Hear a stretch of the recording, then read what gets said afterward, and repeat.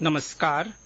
आकाशवाणी जयपुर अजमेर से प्रस्तुत हैं प्रादेशिक समाचार।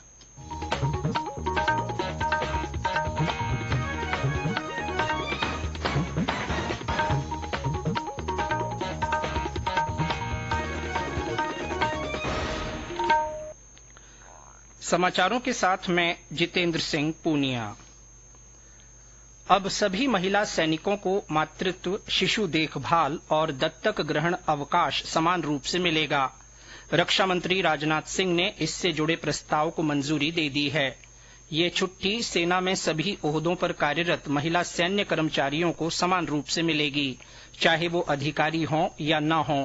रक्षा मंत्रालय ने कहा है कि ये सुविधा महिलाओं के पारिवारिक और सामाजिक मुद्दों के समाधान में कारगर साबित होगी। इससे सेना में उनकी कामकाजी परिस्थितियां बेहतर होंगी और वे अपने पेशेवर और पारिवारिक जीवन के बीच संतुलन बिठा सकेंगी। गौरतलब है कि वर्ष 2019 में थल सेना में सैन्य पुलिस कोर में महिला सैनिकों की भर्ती शुरू हुई थी। केंद्र सरकार ने 29वें चरण के चुनावी बॉन्ड जारी करने के लिए भारतीय स्टेट बैंक को अधिकृत किया है। ये बॉन्ड कल से 20 तारीख तक बैंक की 29 शाखाओं से जारी और भुगतान किए जाएंगे। चुनावी बॉन्ड जारी होने की तारीख से 15 दिन के लिए वैध रहेंगे। इसके बाद बॉन्ड जमा करने पर किसी भी राजनीतिक दल को कोई भुगतान नहीं किया जाएगा। किसी पात्र राजनीतिक दल की ओर से खाते में जमा किया गया चुनावी बॉन्ड उसी दिन भुगतान किया जाएगा। जोधपुर स्थित जयनारायण व्यास विश्वविद्यालय ने स्वयं पाठी विद्यार्थियों के लिए नई शिक्षा नीति लागू कर दी है। ऐसा करने वाला जेएनवीयू प्रदेश का पहला विश्वविद्यालय है। इस नीति के लागू होने के बाद स्वयं पाठी विद्यार्थियों को भी अब सेमेस्टर सिस्टम के तहत साल में 2 बार परीक्षाएं देनी होंगी। स्नातक प्रथम वर्ष के 2 सेमेस्टर पूरा करने पर प्रमाण पत्र, 4 सेमेस्टर पर डिप्लोमा और 6 सेमेस्टर पूरे होने पर डिग्री दी जाएगी। प्राइवेट विद्यार्थियों के लिए आवेदन की अंतिम तिथि 16 नवंबर रखी गई है। आयुष मंत्रालय के अधीनस्थ महाराव शेखाजी क्षेत्रीय आयुर्वेद अनुसंधान संस्थान की ओर से आज जयपुर में बाइकर्स रैली का आयोजन किया गया। आयुर्वेद फॉर वन हेल्थ के संदेश के साथ निकाली गई ये रैली जवाहर सर्किल से रवाना होकर जल महल पर समाप्त हुई। इस रैली का उद्देश्य आमजन को आयुर्वेद के प्रति अधिक से अधिक जागरूक करना और आयुर्वेद को अपनाने के लिए प्रेरित करना था।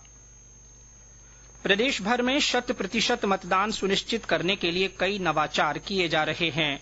इसी कड़ी में अजमेर में शादी विवाह जैसे मांगलिक कार्यों की तरह आमंत्रण पत्र दिए जा रहे हैं। सामाजिक न्याय और अधिकारिता विभाग की ओर से बुजुर्गों, दिव्यांगों और ट्रांसजेंडर्स का ज्यादा से ज्यादा मतदान कराने के लिए उन्हें ये निमंत्रण पत्र दिए गए हैं। भरतपुर में नगर निगम की ओर से सभी ऑटो टिपरों पर मेरा वोट मेरा अधिकार लिखे हुए स्टीकर लगाए गए हैं। नगर में भी निबंध और चित्र प्रतियोगिता का आयोजन किया गया, जिसमें मतदान में सहभागिता निभाने का आह्वान करते हुए पोस्टर पर रंग बिरंगी आकृतियां बनाकर मतदान के महत्व को दर्शाया गया। हनुमानगढ़ के टिब्बी कस्बे में चुनावी मशाल पदयात्रा निकाली गई। बाड़मेर के बालोतरा में आज साइबर अपराध, साइबर सुरक्षा और साइबर स्वच्छता सेमिनार का आयोजन किया जा रहा है। राजस्थान न्यायिक अकादमी की ओर से आयोजित इस एक दिन की सेमिनार में साइबर विशेषज्ञ वर्तमान में बढ़ते साइबर अपराधों के प्रति आमजन को जागरूक करने और उन्हें साइबर सुरक्षा प्रदान करने पर विचार विमर्श कर रहे हैं। सेमिनार में प्रदेश भर के न्यायिक अधिकारी हिस्सा ले रहे हैं। अजमेर के राष्ट्रीय बीजीय मसाला अनुसंधान केंद्र में बीज प्रसंस्करण इकाई शुरू हो गई है।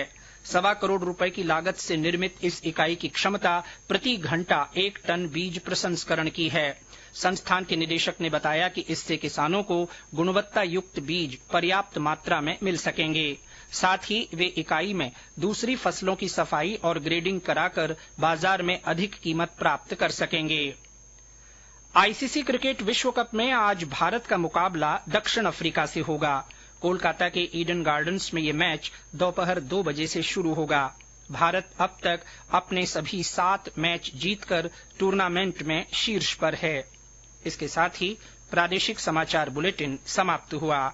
नमस्कार।